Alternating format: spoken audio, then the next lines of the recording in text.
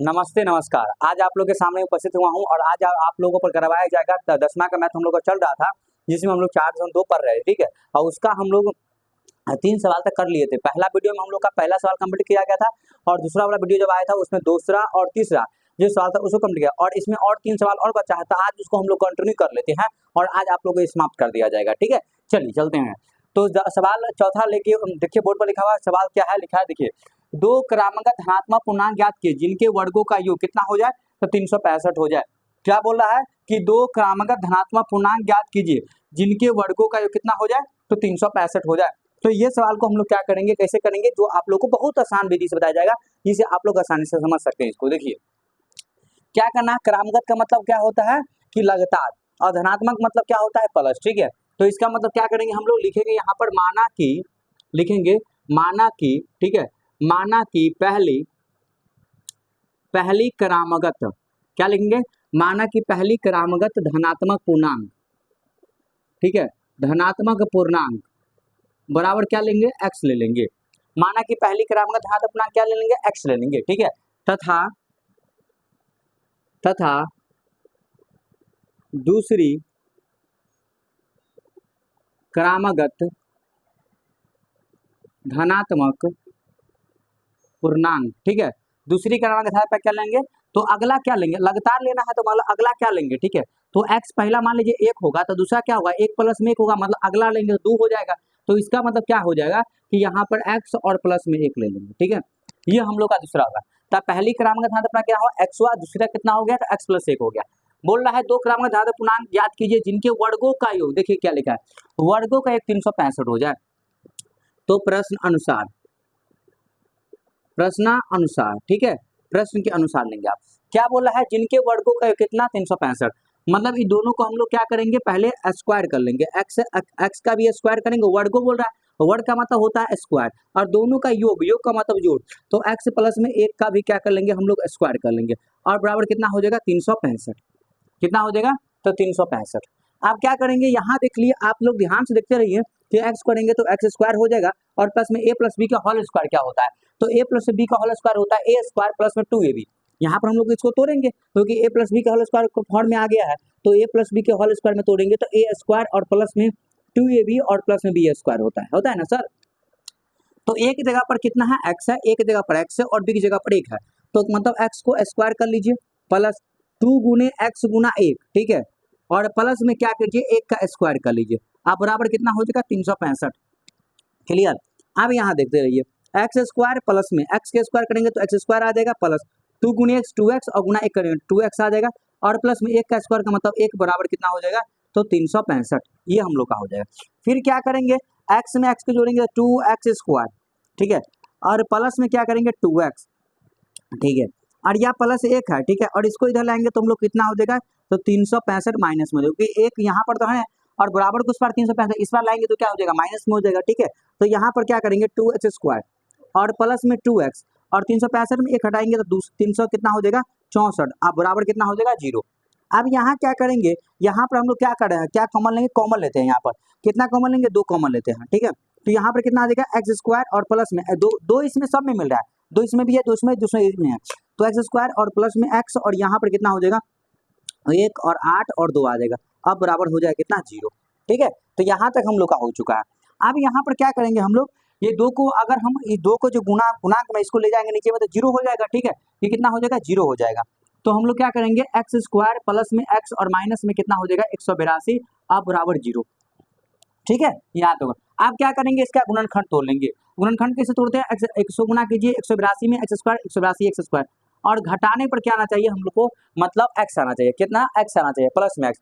देखिए कैसे तोड़ेंगे, कोई अंक दो संख्या सोचिए जिसे गुणा करने पर हम लोग को 182 आ जाए और घटा के हमको केवल एक एक्स आना चाहिए, तो क्या कौन संख्या लेंगे, देखिए संख्या क्या लेना हम लोग को, 14 और 13 लीजिएगा, 14 और 13 गुना कर लीजिए, 14 में 13 घटाएंगे तो 14 में अगर 13 घटाएंगे तो कितना आ जाएगा 1, तो 14x में से 13x घटाएंगे तो कितना आ जाएगा x आ जाएगा, और गुना कर लेंगे तो 4 तेरह के 2 हाथ में 1 हो जाएगा, 3 का 3 और 4 दिन 7 1 8 आ जाएगा, और हम लोग का और 1 से गुना करें 182, इसका मतलब क्या 14 और 13 ही होगा।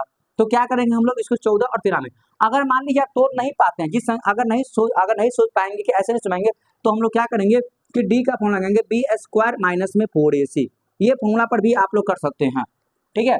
चलिए तो हम लोग इसको भी देख लेते हैं, पहले हम लोग सोच लिए इसमें, तो इसको हम चलिए अगला सवाल उसी में बना दिया जाएगा, ठीक है, आप लोग टेंशन मत कीजिए, इसको ऐसे रहने देना है। और यहाँ पर प्लस में, तो प्लस में बढ़ा लेंगे, बड़ा वाला 14x और माइनस में क्या करेंगे 13x और माइनस में क्या करेंगे 182, अब बराबर क्या कर लेंगे 0 कर लेंगे, ठीक है, यहाँ तक हो गया।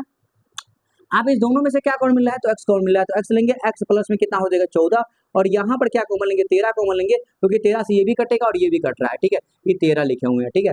और यहाँ पर कॉमन लेंगे तो x और x माइनस है, तो माइनस प्लस यहाँ मतलब प्लस में आना चाहिए और बराबर 0, ठीक है। ये दोनों के एक लेंगे, एक ले लेंगे, x प्लस में 14 ले लेंगे, ठीक है। और एक हम लोग का आ जाएगा, क्या आ जाएगा, तो x और माइनस में 13 और बराबर कितना आ जाएगा 0, ठीक है। तो इसका मतलब x प्लस में 14 बराबर भी 0 और x माइनस में 13 बराबर भी कितना आ जाएगा, तो 0 आ जाएगा, ठीक है। तो x बराबर कितना, ये प्लस में है, तो उधर गया तो हम लोग का कितना माइनस में आ जाएगा, तो माइनस में 14, ठीक है, माइनस में 14, और x बराबर कितना आ जाएगा ये 13, तो x का मान कितना आ गया 13 आ गया। तो हम लोग लिख लेंगे अतः प्लस वाला लेंगे, माइनस वाला नहीं लेंगे, ये इसको आंसर नहीं लेंगे क्योंकि माइनस में नहीं हो सकता है, ठीक है। तो हम लोग अतः पहली क्रमागत धनात्मक पूर्णांक बराबर x बराबर 13 ले लेंगे, ठीक है, प्लस वाला लेंगे, ऋणात्मक वाला नहीं ले लेंगे, ठीक है। और दूसरी क्रमागत धनात्मक पूर्णांक बराबर क्या x प्लस में 1 है, तो इसका मतलब 13 और प्लस में 1, इसका मतलब आ जाएगा कितना 14, तो हम लोग का 13 और 14 इसका आंसर आ जाएगा, ठीक है। तो बहुत अच्छा से बता दिया गया है आप लोग को, ठीक है, साफ साफ बताया गया, आप लोग उतारिएगा। तो दो क्रमागत धनात्मक पूर्णांक है जिनका वर्गों का 365 था, तो हम लोग क्या किए, पहली क्रमागत धनात्मक x मान लिया और दूसरी क्रमागत धनात्मक x प्लस में 1 ले लिया, ठीक है। चलिए प्रश्नांतर क्या करेंगे, x को स्क्वायर कर लेंगे और x प्लस में 1 का होल स्क्वायर, और यहाँ पर a प्लस b का होल स्क्वायर तोड़ लिए, क्या a प्लस b का होल स्क्वायर, तो x के स्क्वायर हो जाएगा, मतलब a स्क्वायर प्लस में 2a प्लस में b स्क्वायर 365, तो इसको इधर ले आए और प्लस माइनस कर दिया, जहाँ पर कॉमन ले लिए तो दो इसमें भी, दो इसमें भी, दो इसमें भी है, कॉमन ले लिया और उसका गुणनखंड तोड़ दिया, तो माइनस वाला नहीं होगा प्लस वाला आंसर होगा, तो पहली का मतलब x 13 हो जाएगा और दूसरी जो होगा 13 प्लस में मतलब 14 आंसर हो जाएगा। तो बताइए दो सवाल हम लोग का पहला चौथा नंबर जो सवाल था वो हम लोग करवा दिया गया। अब हम चलेंगे इसका अगला सवाल, मतलब 5वां सवाल करेंगे, ठीक है। जो सवाल आप लोग को समझ नहीं आता वो बोलिएगा, ठीक है, सर समझ नहीं आ रहा हम लोग को, तो चौथा हो गया। अब हम लोग करेंगे किसका, माने 5वां नंबर सवाल करेंगे, ठीक है। चलिए आगे बढ़ते हैं हम लोग, अगला 5वां सवाल क्या बोला उसको देख लेते हैं क्या बोल रहा है, ठीक है। चलिए इसको पहले आप लोग नोट कर लीजिए, उसके बाद हम लोग आगे बढ़ेंगे, ठीक है। चलिए यहाँ तक हो गया, आगे बढ़े, चलिए अब आगे देखिए, अब हम लोग चलेंगे 5वां सवाल।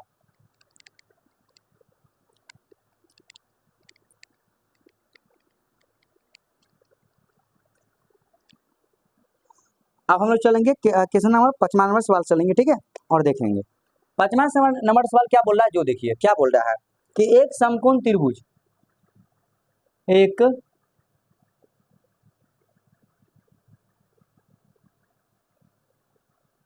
एक समकोण त्रिभुज की ऊंचाई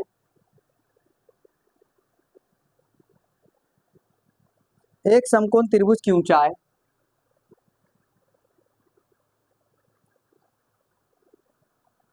इसके आधार से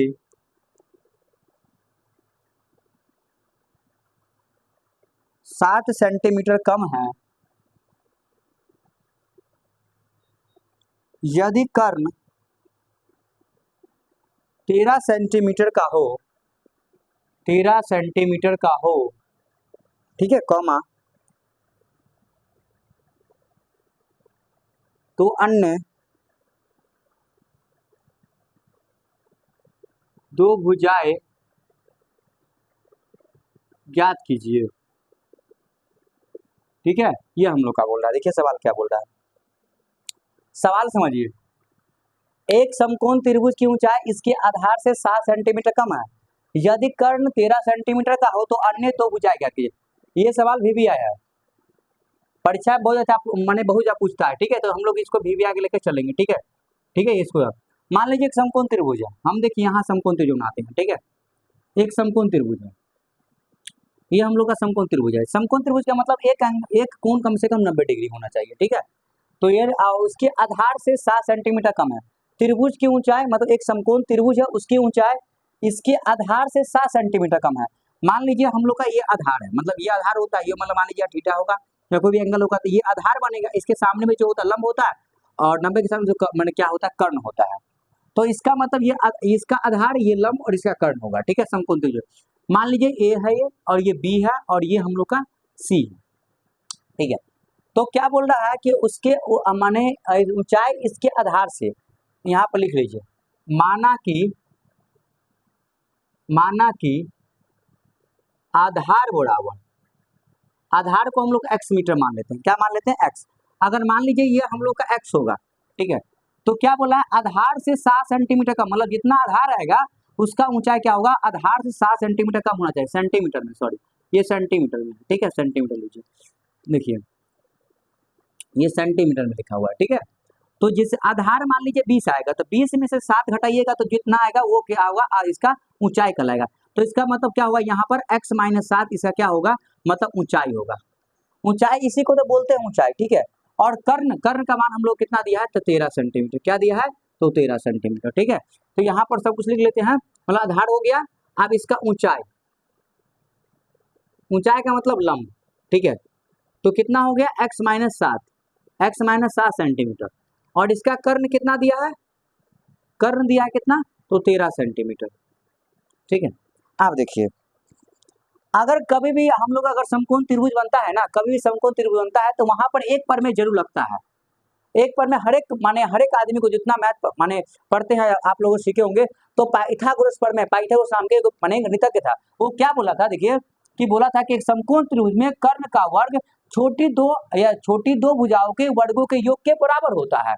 मतलब क्या बोला था कि कर्ण का वर्ग जो है, कि कर्ण का वर्ग बराबर मतलब दो छोटी वर्गों के योग के बराबर, मतलब इसका जैसे सबसे लंबी जो भुजा है ना, ये दोनों इसका वर्ग, ये दोनों माने भुजाओं के वर्गों के जोड़ के बराबर ये आएगा हम लोग का, ठीक है। देखिए अब यहाँ देखिए क्या होगा, देखिए तो यहाँ पर हम लोग क्या करेंगे, पाइथागोरस प्रमेय, ठीक है,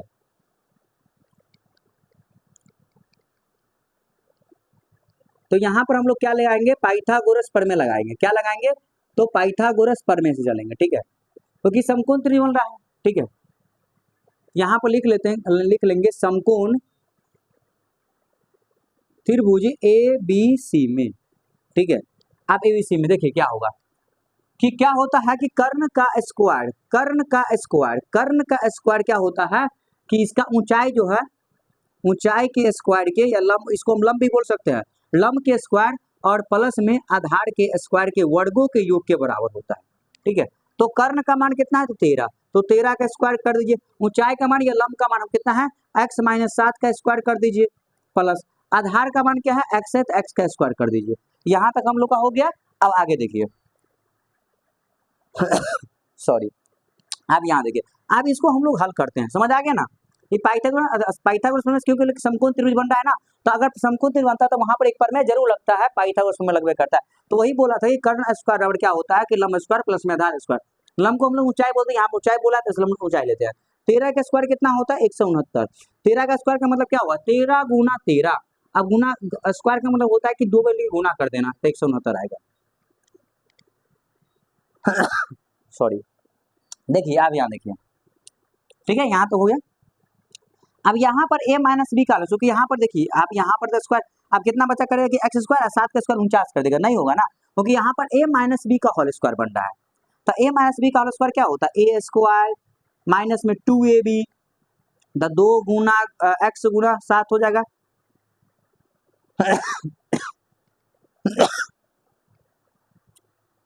थोड़ा सर्दी हो गया, ठीक है। देखिए अब b स्क्वायर का मतलब 7 का स्क्वायर और प्लस में x स्क्वायर, यहाँ पर क्या करेंगे 169 बराबर x करेंगे तो x स्क्वायर माइनस 7 गुना 14x प्लस 7 के स्क्वायर 49 और प्लस में x स्क्वायर, ये हम लोग का हो गया 169 बराबर x में x को जोड़ेंगे तो क्या होगा 2x स्क्वायर, मतलब x यहाँ पर स्क्वायर में, ठीक है, और माइनस में 14x और प्लस में कितना हो जाएगा, तो 49, ये हम लोग का होगा। अब यहाँ पर थोड़ा सा देख लीजिए आप लोग, ठीक है, तो यहाँ पर देखिएगा मतलब इसको ना ये जो इस बराबर की उसको इस पर जाने दीजिए, तो कितना हो जाएगा 2x² माइनस में कितना 14x और प्लस में 49 और इधर इसको इधर लाएंगे उधर ले जाएंगे तो माइनस में हो जाएगा ना, ये हम लोग का 49 लिखा है और माइनस में 169 बराबर 0, ये हम लोग का हो गया। यहाँ पर 2x² माइनस में 14x और ये प्लस और माइनस में 169 में से 49 घटाइएगा तो कितना बचेगा 120, माइनस में 120 बच जाएगा, अब बराबर 0। ठीक है, अब यहाँ पर क्या करेंगे हम लोग कॉमन लेते हैं, 2 कॉमन लेंगे तो x² क्योंकि 2 इसमें भी है 2 इसमें भी है इसमें भी है, तो इसका मतलब यहाँ पर 7x, यहाँ पर 7 × 14 120 मतलब 60। ठीक है, अब बराबर 0, तो मतलब x² और ये 0 2 जाएगा नीचे में तो 0 हो जाएगा, तो ये स्क्वायर और 7x और माइनस में 60, अब बराबर 0। अब गुणनखंड तो रहता है आसान है, गुणनखंड तोड़ लीजिए, x² गुना कीजिए 60 में, 60x² मतलब गुना करने पर 60 आना चाहिए और घटा के लाना है आपको 7x। तो ऐसा दो संख्या सोचिए जिसे गुना करने पर कितना आ जाए 60 आ जाए और घटा के हम लोग को 7x आ जाए, तो सर क्या होता है 12 और 5 होता है, 12 में से 5 घटाइएगा तो 7x आ जाएगा और 12 को 5 से गुना करके 60 आ जाएगा। ठीक है, बहुत अच्छा। तो x² माइनस में यहाँ माइनस है तो हम लोग लेंगे 12x और प्लस में 5x, क्योंकि यहाँ माइनस ले लेंगे तो माइनस माइनस प्लस हो जाएगा, तो ये माइनस और प्लस घटा के माइनस में 7x क्योंकि 7x लाना चाहिए माइनस में आना चाहिए, अब बराबर 60 बराबर कितना हो जाएगा 0। ठीक है, यहाँ तक क्लियर हो गया। अब यहाँ देखिए क्या करना आपको कि इस दोनों में से एक कॉमन लेना है, तो मतलब x कॉमन ली क्योंकि इसमें x है इसमें भी x है, 12 इसमें इसमें नहीं है तो x कॉमन लीजिए तो x माइनस 12 आ जाएगा, और इस दोनों में से क्या कॉमन लीजिए 5 लीजिए, 5 कॉमन लीजिए 5 इसमें भी है 5 इसमें भी है, 5 गुणे और 60 में मतलब 12 गुणे 5 मतलब x माइनस में क्या 60 होता है मतलब 12 आ जाएगा बराबर 0, ये दोनों सेम रहना चाहिए। ठीक है सर, तो मतलब x माइनस कितना हो जाएगा 12 और एक हम लोग का हो जाएगा x और प्लस में 5, तो ये हो जाएगा x प्लस में 5 बराबर क्या हो जाएगा 0, तो x माइनस 12 बराबर भी 0 और एक हो जाएगा x प्लस 5 बराबर भी 0, तो x बराबर कितना हो जाएगा 12 और क्या हो जाएगा यहाँ पर x बराबर कितना आ जाएगा तो माइनस में 5, तो ये ऋणात्मक है तो इसका आंसर ये ऋणात्मक है ना, तो ये आंसर हम लोग का नहीं हो सकता है, ऋणात्मक है। ठीक है, तो ये नहीं होगा, x का मान कितना लेके चलेंगे तो 12 लेके चलेंगे। ठीक है, x का मान कितना लेके चलेंगे 12। अब हम लोग को सब कुछ, अब x का मान जब निकल गया हम लोग का, अब यहाँ पर आधार का मान हम लोग का 12 आ गया। ठीक है, आधार का मान हम लोग का 12 आ जाएगा। ठीक है, तो अतः करके लिख लेते हैं हम लोग यहाँ पर। ठीक है, अतः आधार बराबर, आधार का मान x बराबर कितना आ जाएगा हम लोग का 12 सेंटीमीटर, कितना आ जाएगा तो 12 सेंटीमीटर। अगला पॉइंट हम लोग क्या करेंगे कर्ण, कर्ण मतलब ऊंचाई, जो सॉरी लंबाई, लंबाई मतलब इसका लंब, तो ऊंचाई का हम लोग क्या करें हैं x माइनस 7 लिए हैं, तो इसका मतलब हो जाएगा 12 और माइनस 7 इसका मतलब हो जाएगा 5 सेंटीमीटर। तो इसका मतलब अगर ऊंचाई का मान होगा 5 और मतलब आधार का मान कितना होगा 12, तो हम लोग जानते भी होंगे कि पाइथागोरस त्रिक बनता है, त्रिक ये याद होंगे तो हम लोग का कितना बनता है 5 12 और 13, 5 12 और 13 या ये 5 ये 12 और 13, तो x का मान यहाँ पर हम लोग का 12 और ये हम लोग का 5 आ जाएगा, तो ये इसलिए ना 5 12 और 13 का पाइथागोरस त्रिक बनता है। ठीक है, तो हम लोग ये आधार का मान कितना हो जाएगा 12 और ऊंचाई का मान कितना 5 है। अगर ऐसे हमको देना रहता ना केवल, तो हम लोग सोच लेते कि यहाँ 12 होता, यहाँ 12 में 5 आता, तो 5 12 13 हो जाएगा। अगर हम लोग ऑब्जेक्टिव क्वेश्चन को इतना बनाने भी नहीं आती, लेकिन हम लोग को सब्जेक्टिव है, इसको बनाना है तो बनाना सिखा दिए हम लोग, इस प्रकार से आपको इस सवाल को बनाना है। ठीक है, चलिए आप इस सवाल को नोट कर लीजिए पहले। ठीक है, चलिए तो अगला सवाल हम लोग चलेंगे। ठीक है, चलिए एक सवाल और बचा हुआ है, तो एक सवाल और हम लोग इसमें से कर ही लेते हैं। ठीक है, आप लोग पहले इसको नोट कीजिए। ठीक है, नोट कर लीजिए पहले आप लोग। चलिए हो गया कंप्लीट, अब आगे हम लोग बढ़े। चलिए तो आगे हम लोग कंटिन्यू करते हैं और इसका चलते हैं छठा नंबर सवाल। क्या चलते हैं छठा नंबर सवाल चलते हैं, क्या बोल रहा है उसको हम लोग देख लेते हैं। ठीक है, चलिए कंटिन्यू करते हैं आगे। चलिए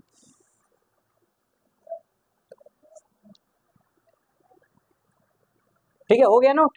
चलिए नहीं होगा तो ना आप लोग का वीडियो का क्या पोस्ट करके उतार लीजिएगा, नोट करते रहिएगा। ठीक है, आप लोग हमारे वीडियो बोलते हैं। ठीक है, प्रयास कर रहे हैं कि आप लोग इसका पीडीएफ भी मिल जाए आप लोगों को। ठीक है, प्रयास तो में लगे हुए हैं, देखिए क्या होता है।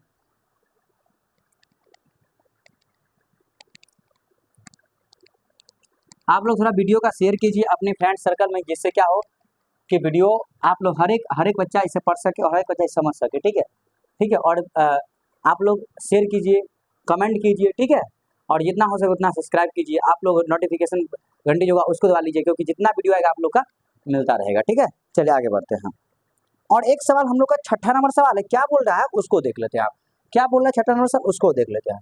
सवाल क्या बोल रहा है उसको नोट कर लेते हैं, बोर्ड पर एक उतार लेते हैं सवाल, क्या समझा देंगे आप लोगों को, ठीक है। एक कुटीर उद्योग, क्या बोल रहा है, एक कुटीर उद्योग। कुटीर उद्योग का मतलब होता है जो हमारे गांव समय छोटे छोटे उद्योग चलता है ना, उसको बोलते हैं, ठीक है। एक कुटीर उद्योग में एक दिन में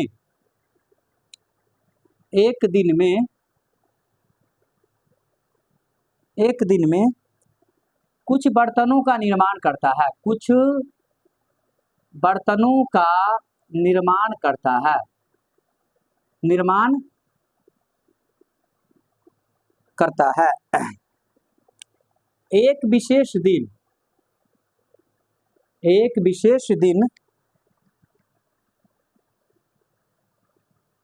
यह देखा गया कि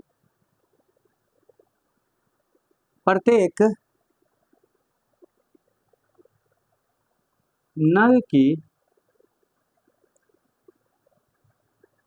निर्माण लागत रुपयों में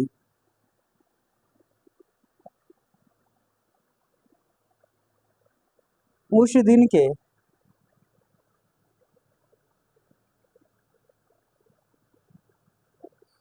निर्माण किए बर्तनों की संख्या के दुगुने से 3 अधिक थी, ठीक है। यदि उस दिन की कुल निर्माण लागत 90 रुपये थी, ठीक है, तो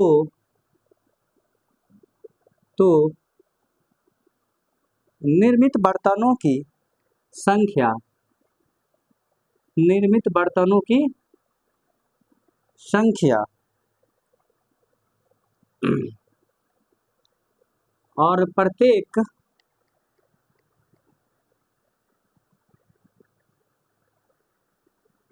लागत ज्ञात कीजिए। यह हम लोग का सवाल है, ठीक है। यह हम लोग का सवाल है। सवाल क्या बोल रहा है कि एक कुटीर उद्योग में एक दिन में कुछ बर्तनों का निर्माण करता है। एक कुटीर उद्योग है, एक दिन में कुछ बर्तन का निर्माण करता है, और एक विशेष दिन यह देखा गया कि प्रत्येक नग की निर्माण लागत उस दिन के निर्माण किए गए बर्तनों की संख्या के दुगुने से 3 अधिक है। मतलब एक कुटीर उद्योग में क्या हो रहा है, एक दिन बर्तन का निर्माण चल रहा है, मतलब बर्तन बन रहा है उसमें, मतलब उसमें जो कुटीर उद्योग चल रहा है ना, उसमें क्या बनाया जा रहा है, बर्तन का निर्माण का। और एक विशेष दिन में यह देखा गया कि प्रत्येक नग की निर्माण लागत जो है ना, प्रत्येक नग की जो निर्माण लागत है उस दिन के निर्माण किए गए बर्तनों की संख्या के दुगुना, मतलब दुगुना है, दुगुने से 3 अधिक, दुगुना तो है उससे भी 3 अधिक है। यदि उस दिन कुल निर्माण लागत 90 रुपया थी तो निर्मित बर्तनों की संख्या और प्रत्येक नग की लागत क्या दी। तो हमको क्या निकालना, निर्मित बर्तनों की संख्या और प्रत्येक नग की लागत ज्ञात कीजिए। तो यहाँ पर लिख लेते हैं, माना कि ठीक है, माना कि निर्मित बर्तनों की संख्या मान लीजिए x है। अब उसमें उस दिन एक दिन ऐसा आया कि निर्माण किए गए बर्तनों की संख्या, जो निर्माण किया बर्तन है उसके दुगुने से 3 अधिक। तो यहाँ पर लिख लेंगे निर्माण लागत,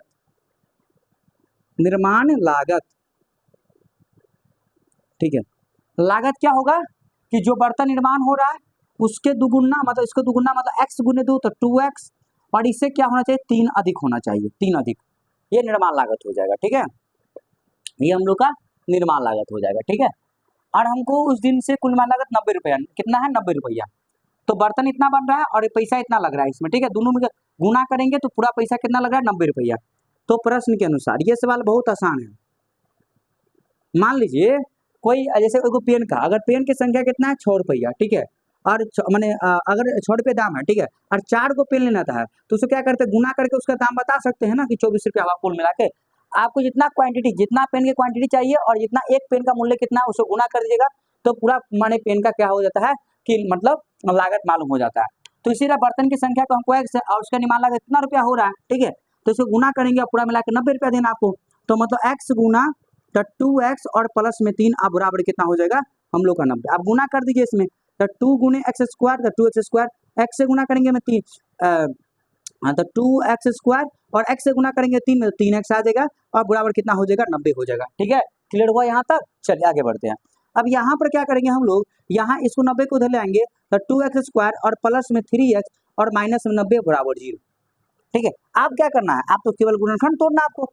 90 दूना कितना हो जाता है, 90 दूना कितना हो जाता है हम लोग का, 90 के 2 से गुना करेंगे तो क्या हो जाता है 180, और हमको गुना करके कितना आना चाहिए, तो 180 आना चाहिए, और घटा के हमको 3x आना चाहिए। बताइए क्या कैसा कौन मतलब ऐसा कौन दो संख्या हो सकता है कि ले सकते हैं हम लोग कि जिसको गुना करने पर हम लोग कितना 180 और घटा के हम लोग को 3x आना चाहिए। बताइए बताइए क्या ले सकते हैं। देखिए अगर आप सोच लिए तो सोच पाए और नहीं सोच पाए तो हम लोग एक तरीका और बता देते हैं। मान लीजिए कि आपको नहीं आ पा रहा है, तो मान लीजिए कि हमको क्या करना है, देखिए यहाँ क्या करना है कि 2x स्क्वायर और प्लस में कितना है 3x और माइनस में 90, और मान लीजिए नहीं सोच पा रहे हैं तो x के पीछे वाला को मान लीजिए a है, a का मान कितना 2, ठीक है। x के जो गुणांक रहेगा वो a है, और b का मतलब x के पीछे जो रहेगा वो 3 हो जाएगा, और c का मान कितना हो जाएगा हम लोग का 90। अब क्या कीजिएगा d का मान निकाले, d बराबर b स्क्वायर माइनस में 4ac, ठीक है। यही चैप्टर में पढ़ेंगे हम लोग, अगले चैप्टर में 3 और 4 हम 4 में पढ़ेंगे, ठीक है। पढ़ेंगे इसको पढ़ेंगे, हम सिखाएंगे आप लोगों को। बी स्क्वायर का मतलब क्या हुआ 3 का स्क्वायर और माइनस में 4 गुना 2 और गुना माइनस में 90, तो 3 का स्क्वायर कितना 9 और 4 गुना कितना 8 और 9 के गुना करेंगे हम लोग, तो 8 को 9 से गुना करेंगे तो कितना आ जाएगा हम लोग का 720 आ जाएगा, ठीक है। माइनस में 720 आ जाएगा, तो माइनस माइनस पे आप क्या होता है प्लस में, तो 720 और प्लस में 9 कितना हो जाएगा, तो 729 आ जाएगा। ऐसे भी कर सकते हैं अगर आप सोच नहीं पा रहे हैं तो, ठीक है, कि x के गुणा करोगे a और उसको हम लोग फार्मूला होता है d के निकालने के लिए कि बी स्क्वायर माइनस में 4ac, ठीक है, बी स्क्वायर माइनस में 4ac। तो इस पर हम लोग क्या कर सकते हैं, इसको बना सकते हैं, ठीक है। तो डी स्क्वायर और डी बराबर बी स्क्वायर माइनस में 4ac, ठीक है। हमको x का मान निकालना 729 निकल गया, तो x बराबर क्या निकालें plus b minus b plus minus d बट्टा में 2a हो जाता है, ठीक है, ये हो जाता है हम लोग का। और माइनस बी क्या देखिए बी का मान कितना 3 है और ये हम लोग का माइनस में है, तो माइनस दे देंगे प्लस माइनस कर देंगे और यहाँ दे देंगे 729 और बट्टा में 2 गुना a, एक जगह पे कितना देंगे, यहाँ पर 2 आ रहा है तो यहाँ पर 2 दे देंगे, ठीक है। अब क्या करेंगे -3 प्लस माइनस 729 किसका मतलब वर्गमूल होता है, निकाल लीजिए 729 का किसका वर्गमूल होता है, तो हम लोग को पता होगा आप लोगों को कितना का होता है। तो हम लोग का देखिए अगर नहीं निकालना आता तो ऐसे कर ले सकते हैं आप लोग, 729 है ना, 729 है, आप लोग क्या कीजिए वर्गमूल के जोड़ा लगा के निकालते हैं ना, तो इसे निकाल 2 दूना 4, 2 से लगाएंगे 2 दूना 4 आ जाएगा, ठीक है। आप लोग को टेंशन मत कीजिए, वर्गमूल भी सिखा दिया जाएगा। 7 में चले गए थे कितना 3 और यहाँ पर 2 9, यहाँ पर 4, ठीक है, और यहाँ पर कितना से लेंगे हम लोग, तो ले लेते हैं यहाँ से हम लोग, अगर 9 आना है 7 से ले लेते हैं, कितना से 7 से, 7 चौक 49 49 के 9 में 4 और 7 चौक 28 4 कितना हो जाएगा 32, या इसका मतलब 27 आ गया, कितना आ गया 27। ऐसे भी निकाल सकते हैं या इसको गुणनखंड तोड़ के भी निकाल सकते हैं, क्योंकि वर्गमूल में सिखाया है ना कि 2 में से 1 बाहर निकलता है, ठीक है। चलिए आगे बढ़ते हैं, तो इसका मतलब यहाँ पर कितना आ जाएगा 27 आ जाएगा, ठीक है, और बट्टा में यहाँ 4 आ जाएगा। अब क्या है, यह प्लस माइनस का मतलब होता है, एक प्लस में लेना है और एक हम लोग को माइनस में लेना है, ठीक है। तो क्या करना है, एक प्लस में और एक माइनस में लेना है, ठीक है, एक प्लस में लेना है और एक हम लोग को माइनस में लेना है, ठीक है। तो यहाँ देखते हैं आप लोग क्या कर, आप यहाँ देख लीजिए, एक प्लस में एक माइनस में, देखिए सब सवाल तो गुणनखंड बताया, आप मान लीजिए ये आप अब नहीं सोच पा रहे हैं तो हम लोग इस प्रकार से भी बना सकते हैं, ठीक है, याद रखिएगा आप लोग। अब क्या करना है आपको, क्या करना है, यहाँ प्लस माइनस, तो प्लस में माइनस में लेना है, तो यहाँ कर लेते हैं एक प्लस में 27 और बट्टा में 4, और एक कर लेते हैं हम लोग माइनस में 3 और माइनस में 27 और बट्टा में क्या करते हैं 27 में 3 घटाइए कितना आ जाएगा हम लोग का 24 और बट्टा में 4, और यहाँ प्लस माइनस करेंगे तो माइनस में 30 और बट्टा में 4 आ जाएगा, 2 से काटेगा तो 15 और ये 2 और यहाँ काटेगा तो कितना आ जाएगा 6, तो इसका मतलब कितना आएगा हम लोग का 6 आ जाएगा, और एक आ जाएगा माइनस में 15 बट्टा 2 आ जाएगा, ठीक है, ये हम लोग का आ जाएगा। देखिए माइनस प्लस क्या होता है, माइनस 27 में 24 प्लस वाला ज़्यादा है तो काट देंगे, 4 से काटेंगे 6 आ जाएगा, और यहाँ माइनस, तो इसका मतलब ये आंसर आपका नहीं होगा क्योंकि ये ऋणात्मक है, क्या है, ऋणात्मक है, ठीक है। तो ये हम लोग का आंसर नहीं होगा, तो 6 आंसर होकर चलेगा, तो इसका मतलब हम लोग का x का मान आएगा कितना 6। तो हम अतः लिख सकते हैं, यहाँ पर लिख सकते हैं अतः करके कि अतः अतः निर्मित बर्तनों की संख्या, निर्मित बर्तनों की संख्या, निर्मित बर्तनों की संख्या, निर्मित बर्तन x बराबर कितना निकाल लेंगे, तो x बराबर हम लोग लेंगे कितना, तो 6 ले लेंगे, क्या है 6, ठीक है। और इसका अगर निर्माण लागत पूछे तो निर्माण लागत कितना हो जाएगा, तो निर्माण लागत हो जाएगा हम लोग का कितना है 2x और प्लस में कितना हम लोग का 3 दिया हुआ है। तो इसका मतलब क्या करेंगे हम लोग कि यहाँ पर 2x के जगह पर कितना देंगे 6 और प्लस में 3, 6 दूना 12 और प्लस में 3, इसका मतलब 15 रुपया, ठीक है। ये हम लोग का हुआ, बर्तन की संख्या 6 और निर्माण लागत कितना हो जाएगा, तो हम लोग का कितना हो जाएगा, तो इसका मतलब 15 रुपया, ठीक है। ये हम लोग का आंसर हो गया। तो आप ये चैप्टर आप लोग का 4.2 जो चैप्टर था वो आप लोगों को कंप्लीट हो चुका है। इतना भी सवाल था वो आप लोग को बेहतरीन तरीके से समझा दिया गया और आप लोग को पढ़ा दिया गया, ठीक है।